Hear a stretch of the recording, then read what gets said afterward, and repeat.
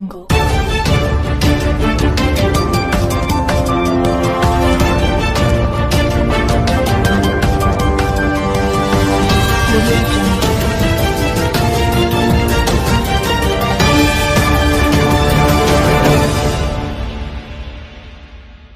अस्सलामुअलैकुम नाज़रीन, आप देख रहे हैं लीडर है सियासत उर्दू न्यूज़ चैनल। मैं हूं सैयद खालिद असलम। नाज़रीन अस्सलामुअलैकुम रहमतुल्लाहि व बरकातहू। मैं हूं Syed Abid Aslam, chief editor leader है सियासत उर्दू न्यूज़ बेंगलोर। आज हमारा मुल्क हिंदुस्तान में कोरोना का कहर जारी है, जिससे लोग बेइंतहा परेशान हैं। कोई हॉस्पिटल में तो कोई घर में। इस तरह से परेशानी का आलम दिन ब दिन बढ़ता जा रहा है। हमारा मुल्क भारत जो कभी अमन व अमान, आपसी भाईचारगी और दोस्ती और एकजहती का गहवारा रहा था, और आज हमारे इस मुल्क में बहुत सारे मुश्किल हालात से गुज़र रहा है। इस वक्त कोरोना शहरों में, गाँवों में, कब्ज़ों में कहर डाल रहा है। हर तरफ लाशें हैं, रोते बिलखते लोग हैं, आओ बकार, चीखो पुकार, घर का घर उजड़ गया है। किसी की माँ, किसी की बहन, किसी का बाप, किसी का शौहर और किसी का बेटा देखते ही देखते हुकूमत की लापरवाही की वजह से तड़प तड़प कर मर रहे हैं। जिन घरों में खुशियाँ थी, वो खुशियाँ आज खुशियाँ नहीं रही, बल्कि घर मातम कुदा बन गए हैं। शमशान घाट आतिश फिशां बन गए हैं, कब्रिस्तान छोटे पड़ गए हैं। इंसानी लाशें नदी में, नालों में सड़ रही हैं, और इनकी सड़ती तीरती इंसानी लाशों को चील, कुत्ते, कौवे नोच कर खा रहे हैं। इन्हीं इंसानों के वोटों के ज़रिए मखमली कुर्सियों पर बैठने वाले वज़ीर आज खामोश तमाशा बने बैठे हुए हैं। इस वक्त केपीसीसी के दफ्तर में कनकापुरा पार्लिमानी हलके के एमपी डीके सुरेश कुमार साहब मीडिया से खिताब करते हुए हुकूमत की नाकामयाबी पर बात कर रहे हैं। चलिए हम केपीसीसी के दफ्तर चलकर इस प्रेस कॉन्फ्रेंस को देखेंगे। ಈಗಾಗಲೇ ನಮ್ಮ ಸಹೋದ್ಯೋಗಿ ಸ್ನೇಹಿತರು ಸಾಕಷ್ಟು ವಿಚಾರಗಳನ್ನು ತಮ್ಮ ಮುಂದೆ ಹಂಚಿಕೊಂಡಿದ್ದಾರೆ. ಬಹಳ ಪ್ರಮುಖವಾಗಿ ಈ ಸರ್ಕಾರ ಹುಟ್ಟಿದ್ದೇ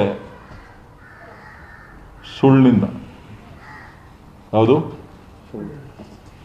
ಕೇಂದ್ರ ಸರ್ಕಾರ, ನರೇಂದ್ರ ಮೋದಿ ಸರ್ಕಾರ ಮತ್ತು ಈ ರಾಜ್ಯ ಸರ್ಕಾರ, ಈ ಎರಡೂ ಸರ್ಕಾರಗಳು ಸುಳ್ಳಿಂದನೇ ಹುಟ್ಟಿ ಸುಳ್ಳನ್ನೇ ಮನೆ ದೇವರು ಮಾಡಿಕೊಂಡು ಇವತ್ತು ಸುಳ್ಳಿನ ಮುಖಾಂತರ ಇಡೀ ದೇಶದ ವ್ಯವಸ್ಥೆಯನ್ನು, ಇಡೀ ದೇಶದ ಜನರ ಜೀವವನ್ನು ತೆಗೆದುಕೊಳ್ತಕ್ಕಂಥ ಕೆಲಸವನ್ನು ಈ ದೇಶದ ಮಾನ್ಯ ಪ್ರಧಾನಮಂತ್ರಿಗಳು ಮಾಡ್ತಾ ಇದ್ದಾರೆ ಅಂತ ಹೇಳಿದ್ರೆ ತಪ್ಪಾಗೋದಿಲ್ಲ. ಅವ್ರು ಆಡಿದ್ದ ಒಂದೊಂದು ಮಾತು ಈ ದೇಶದ ಸಂಸ್ಕೃತಿ ಬಗ್ಗೆ, ಈ ಭಾರತೀಯರ ಬಗ್ಗೆ, ಈ ಹಿಂದುತ್ವದ ಬಗ್ಗೆ, ಈ ಧರ್ಮದ ಬಗ್ಗೆ, ಈ ದೇಶದ ಯುವಕರ ಬಗ್ಗೆ ಅವ್ರು ತೋರಿಸ್ತಾ ಇದ್ದಂಥ ಪ್ರೀತಿ ವಾತ್ಸಲ್ಯ, ಅವರು ಹಿರಿಯರ ಬಗ್ಗೆ ತೋರಿಸ್ತಾ ಇದ್ದಂಥ, ತಂದೆ ತಾಯಂದಿರ ಬಗ್ಗೆ ತೋರಿಸ್ತಾ ಇದ್ದಂಥ ಎಲ್ಲ ಗೌರವಗಳ ಬಗ್ಗೆ ನೋಡಿದ್ರೆ ಬಹುಶಃ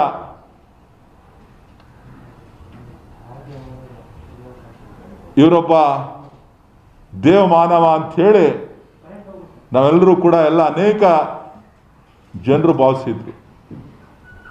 ಆದರೆ ಮೊದಲನೇ ಅಲೆ ಬಂದಾಗ, ಕರೋನಾ ಅಲೆ, ಭಾಳ ಖುಷಿಯಾಗೆ ಚಪ್ಪಾಳೆ ತಟ್ಟಿ ಅಂದಿದ ತಕ್ಷಣ ಚಪ್ಪಾಳೆನೂ ತಟ್ಟಿದ್ರು, ಗಂಟೆ ಬಾರಿಸಿ ಅಂದಿದ ತಕ್ಷಣ ಗಂಟೆನೂ ಬಾರಿಸಿದ್ರು.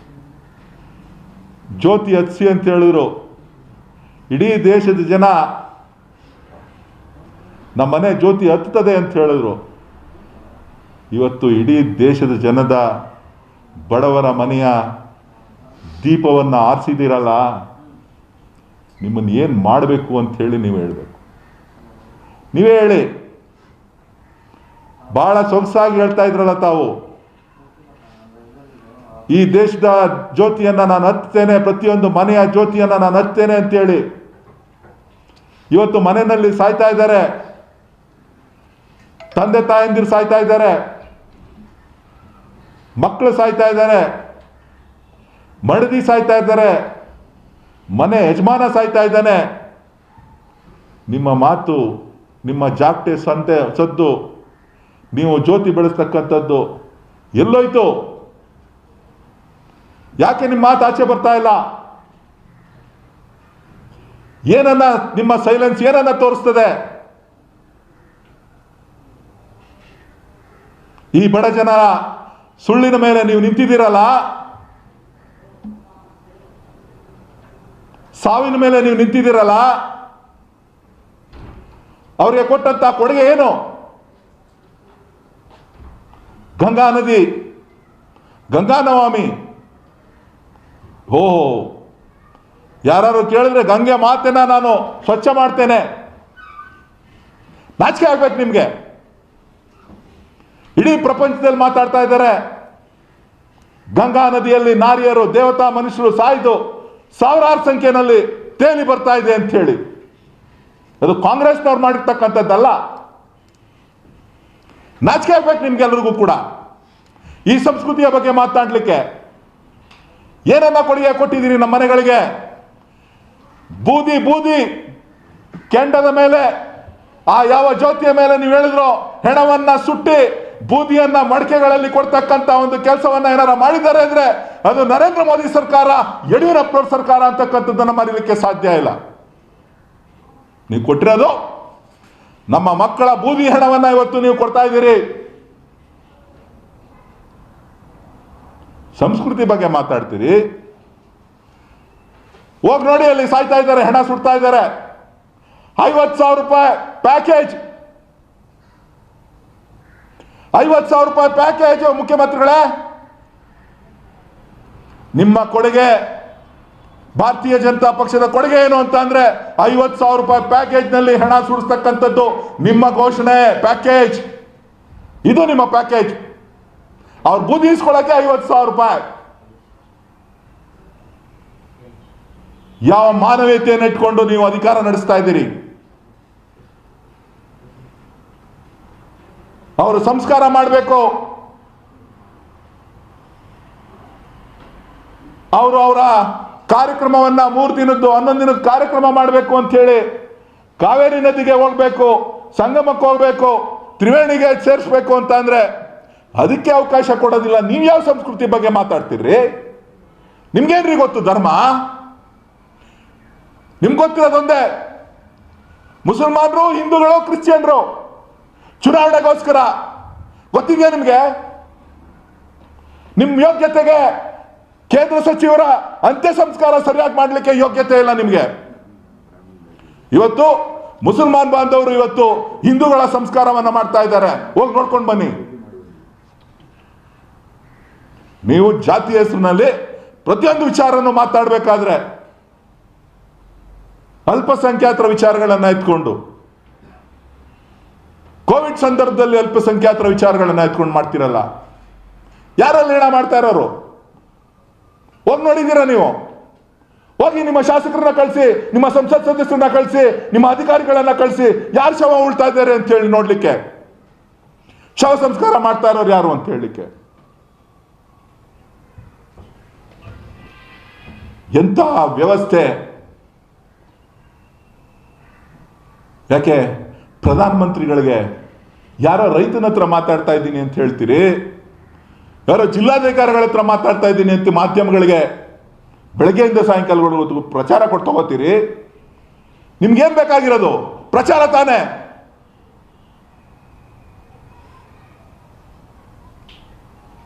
ಎರಡನೇ ಅಲೆ ಬರ್ತಾ ಇದೆ ಅಂತ ಹೇಳಿ ಇಡೀ ವಿಶ್ವ ಕೂಗ್ತಾ ಇತ್ತು. ನೀವು ವಿಶ್ವವನ್ನೇ ನಾನು ಗೆದ್ದಿದ್ದೇನೆ, ಕರೋನಾವನ್ನ ನಾನು ಗೆದ್ದಿದ್ದೇನೆ, ನಿಮ್ಮ ಸ್ಲೋಗನ್ ಯಾಕೆ ಸೈಲೆನ್ಸ್ ಆಗಿದ್ದೀರಿ ಇವತ್ತು? ಹೇಳ್ಬೇಕು ನೀವು ಸೈಲೆನ್ಸ್ ಯಾಕೆ ಅಂತ ಹೇಳಿ. ಕೆಲವರು ಮಾತಾಡ್ತಾ ಇದ್ದಾರೆ, ನಮ್ಮ ಪ್ರಧಾನಮಂತ್ರಿಗಳು ಬಹಳ ನೆಮ್ಮದಿಯಾಗಿ ಬಹಳ ಶಾಂತಿಯುತಿಯಿಂದ ಎಲ್ಲವನ್ನೂ ಕೂಡ ವೀಕ್ಷಣೆ ಮಾಡ್ತಾ ಇದ್ದಾರೆ. ನನ್ನ ಸ್ನೇಹಿತರು ಹೇಳಿದ್ರು, ಚಾಮರಾಜನಗರ ಘಟನೆ, ಆಕ್ಸಿಜನ್ ಕೊರತೆಯಿಂದ ಸತ್ತಂತ ಸುಮಾರು 28 ಕುಟುಂಬಗಳು. ಆ ಜಿಲ್ಲಾಧಿಕಾರಿಗಳು ಹೇಳ್ಬೇಕಾಗಿತ್ತು ಕಾರಣ ಏನು ಸತ್ತಿದ್ದಾರೆ ಅಂತ ಹೇಳಿ. ಆಕ್ಸಿಜನ್ ಕೊಡಬೇಕು ಅಂತ ಅಂದ್ರೆ ಕೋರ್ಟ್ ಹೇಳ್ಬೇಕು, ರೆಮಿಡಿಸಿವಿರ್ ಇಂಜೆಕ್ಷನ್ ಕೊಡಬೇಕು ಅಂತ ಅಂದ್ರೆ ಕೋರ್ಟ್ ಹೇಳ್ಬೇಕು, ಬೆಡ್ಗಳ ಹೆಚ್ಚಿಗೆ ಆಗಬೇಕು ಅಂದ್ರೆ ಕೋರ್ಟ್ ಹೇಳ್ಬೇಕು. ಯಾವುದು ತಾರತಮ್ಯ? ಯಾತಕ್ಕೋಸ್ಕರ ಮಾಡ್ತಾ ಇದ್ದೀರಿ ಕರ್ನಾಟಕವನ್ನ? ಇವತ್ತು ಘೋಷಣೆ ಮಾಡಿದ್ದೀರಿ 1250 ಕೋಟಿ ರೂಪಾಯಿನೋ ಏನೋ. ನಿಮ್ಗೆ ನಾಚಿಕೆ ಆಗೋದಿಲ್ವಾ? ನಿಮ್ಗೆ ಆ ಪಕ್ಕದಲ್ಲಿ ಕೂತ್ಕೊಂಡಂತ ಮಂತ್ರಿಗಳಿಗಾಗ್ಲಿ, ಮಾನ್ಯ ಮುಖ್ಯಮಂತ್ರಿಗಳಿಗಾಗ್ಲಿ, ಆ ಚಾಮರಾಜನಗರದಲ್ಲಿ ಸತ್ತಂತವ್ರಿಗೆ, ಯಾದಗಿರಿಯಲ್ಲಿ ಸತ್ತಂತವ್ರಿಗೆ 10 ಲಕ್ಷ ರೂಪಾಯಿ ಘೋಷಣೆ ಮಾಡಬೇಕು ಅಂತಕ್ಕಂಥದ್ದು ನಿಮ್ಗೆ ಅರಿವಿಲ್ವಾ?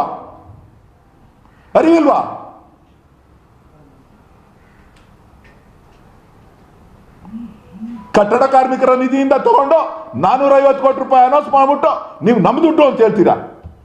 ಜನರೇನು ಕತ್ತೆಗಳು ಕೂಲಿಗಳು ಅನ್ಕೊಂಡಿದ್ದೀರಾ ನೀವು? ಒಬ್ರು ಹೇಳಿದ್ರು, ನಮ್ಮ ಹನುಮಂತಯ್ಯನವರೇನೋ ಹೇಳಿದ್ರು, ಬಳ್ಳಾರಿಗ ಬೆಳಗಾಂಗೆ ಹೋಗ್ಬೇಕು ಅಂದ್ರೆ 2,000 ರೂಪಾಯಿ ಬಸ್ ಚಾರ್ಜ್ ಕೊಡಬೇಕು, 1,500 ರೂಪಾಯಿ 2,000 ರೂಪಾಯಿ ಬಸ್ ಚಾರ್ಜ್ ಕೊಡಬೇಕು. ನಿಮ್ಮ ಪ್ರಧಾನಮಂತ್ರಿಗಳು ಹೇಳಿದ್ದಾರೆ, ನಂಬಿಕೆ ಸೃಷ್ಟಿ ಮಾಡಿ ಆತ್ಮವಿಶ್ವಾಸ ತುಂಬಿ ಅಂತ. ಇಂಥ ನೀಚ ಸರ್ಕಾರ ಆಯ್ತು ಅಂತಂದ್ರೆ ಆತ್ಮವಿಶ್ವಾಸ ಅಲ್ಲ. ಆಸ್ಪತ್ರೆಗೆ ಹೋಗಿ ನಮ್ಮ ಮುಂಚೆ ರಸ್ತೆಗಳಲ್ಲಿ ಸಾಯ್ತಾ ಇದ್ದಾರೆ, ರಸ್ತೆಗಳಲ್ಲಿ ಸಾಯ್ತಾ ಇದ್ದಾರೆ, ಜನ ಶಾಪ್ ಆಗ್ತಾ ಇದ್ದಾರೆ. ನಿಮ್ಮ ಆಸ್ಪತ್ರೆ ವ್ಯವಸ್ಥೆಯನ್ನು ನೋಡಿ, ನಾನು ಸತ್ರು ಪರವಾಗಿಲ್ಲ ಮನೇಲೇ ಇರ್ತೀನಿ ಅಂತೇಳಿ ಮನೆಯಲ್ಲಿ ಸಾಯ್ತಾ ಇದ್ದಾರೆ. ಕೋವಿಡ್ ಟೆಸ್ಟ್ ಮಾಡ್ರಿ, ಲಾಕ್ಡೌನ್ ಅಲ್ಲಿದೆ, ಎಲ್ಲರನ್ನೂ ತಪಾಸಣೆ ಮಾಡಿ. ಆ ಲಾಕ್ಡೌನ್ ಸಂದರ್ಭದಲ್ಲೇನೆ ಎಲ್ಲರನ್ನೂ ಕೂಡ ನಾವು ತಪಾಸಣೆ ಮಾಡಿ ಅವರ ಆರೋಗ್ಯದಲ್ಲಿ ಯಾರಿಗೆ ಪಾಸಿಟಿವ್ ಕೇಸಸ್ ಇದೆ ಅದನ್ನು ಐಡೆಂಟಿಫೈ ಮಾಡಿ ಸಗ್ರಿಗೇಷನ್ ಮಾಡಬೇಕು ಅಂತ ಹೇಳಿದ್ರೆ, ಕೇಸ್ನ ಟೆಸ್ಟೇ ಮಾಡಬೇಡಿ. ಎಷ್ಟು ನಿಮ್ಮ ಟೆಸ್ಟು? ಮೊದಲನೇ ಇದ್ದಾಗ 2-2.5 ಲಕ್ಷ ಮಾಡ್ತಾ ಇದ್ರಿ ಪ್ರತಿನಿತ್ಯ. ಇವತ್ತು 90,000